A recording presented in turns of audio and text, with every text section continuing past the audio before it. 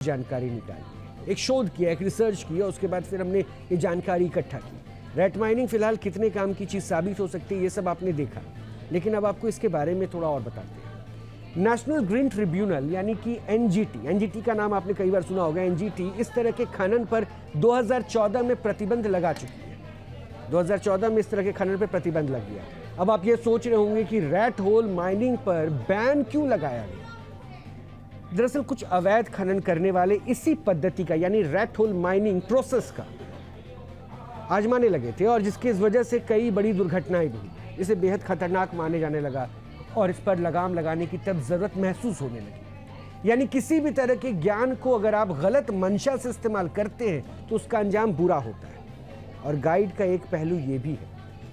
बहरहाल उत्तरकाशी टनल में rate miners की टीम ने मैनुअल तरीके से खुदाई की, कामयाबी हासिल की, और मलबे को चीरते हुए आगे बढ़ते हुए इनकी कोशिशों के बाद मलबे से बंद टनल का रास्ता खुला। 41 श्रमिक भाई बाहर आए। अब एक एनिमेशन के जरिए रेट माइनर्स की टीम की कामयाबी के बाद कैसे 41 मजदूरों को निकाला गया वो देखिए और समझिए। कैसे स्ट्रेचर पर लिटाकर इन्हें सुरंग से बाहर निकालने की प्रक्रिया अपनाई गई, ये हम आपको ग्राफिकली समझाते हैं।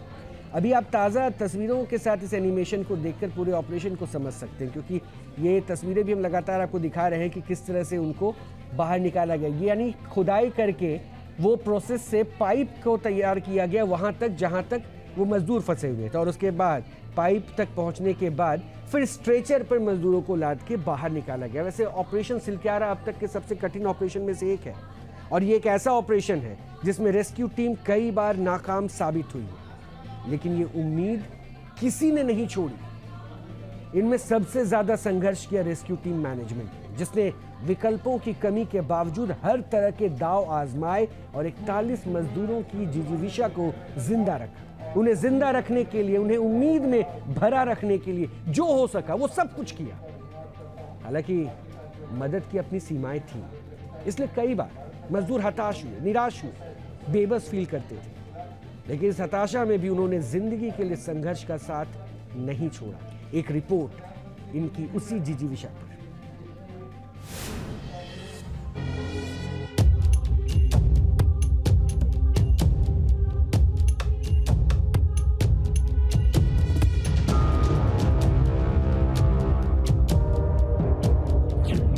जहां नाकाम हुई मशीन, उस टनल में 17 दिन।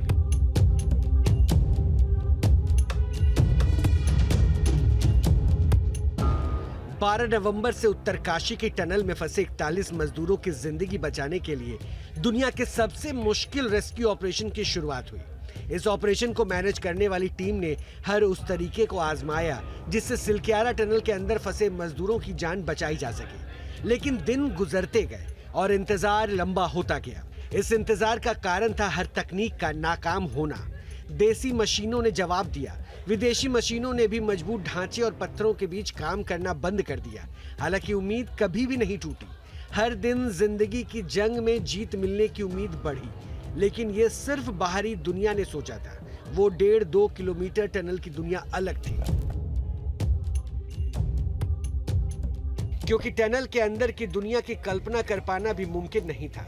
17 दिन और रातों के गुजर जाने के बारे में सोचकर भी उन मजदूरों के मनोदशा के करीब नहीं पहुंचा जा सकता, जो टनल के अंदर एक एक सेकेंड बमुश्किल काट रहे थे।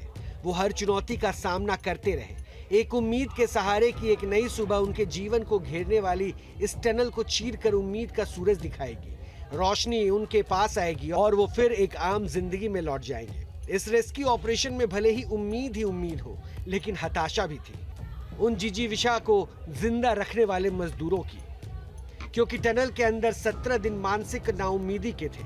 मजदूरों के लिए समय गुजारना सबसे बड़ी चुनौती थी। जिंदगी के लिए दूसरों पर निर्भरता ने हताश कर दिया। 17 दिन 1.5 से 2 किलोमीटर में काटना बेहद मुश्किल था। कल्पना कीजिए कि 4 दीवारी में बिना किसी सुख सुविधा के किसी को कैद कर लिया जाए, तो उसके लिए 2 दिन गुजार पाना भी मुश्किल हो जाता है।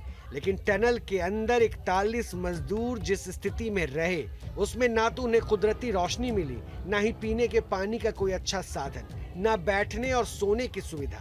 इसके अलावा उनका दायरा सिर्फ वहीं तक सीमित था जहां तक थोड़ी रोशनी थी। यानी अंधेरी टनल में वो किसी एक ऐसे कैदी जैसे माहौल में रहे जहां से निकल पाने की उम्मीद करीब करीब खत्म हो गई थी, क्योंकि वो ये नहीं जानते थे कि बाहर से उन्हें निकालने के लिए कितनी शिद्दत से कोशिश हो रही थी। यानी फंसे मजदूर रेस्क्यू ऑपरेशन करने वाली टीम से बड़ी चुनौती का सामना कर रहे थे। इस चुनौती में सबसे बड़ी है मानसिक यातना और दूसरी है शारीरिक परेशानी। इनमें शारीरिक परेशानी का सामना फिर भी किया जा सकता है, लेकिन मानसिक परेशानी से निजात उन्हें तभी मिली जब वो सुरंग से बाहर निकले, क्योंकि उनकी स्थिति ऐसी है जिसमें वो खुद को घुटते हुए महसूस करने लगे थे। यही वजह है कि टनल के अंदर सबसे पहले अस्थायी अस्पताल की व्यवस्था की गई, ताकि हर तरह की आशंका खत्म की जाए।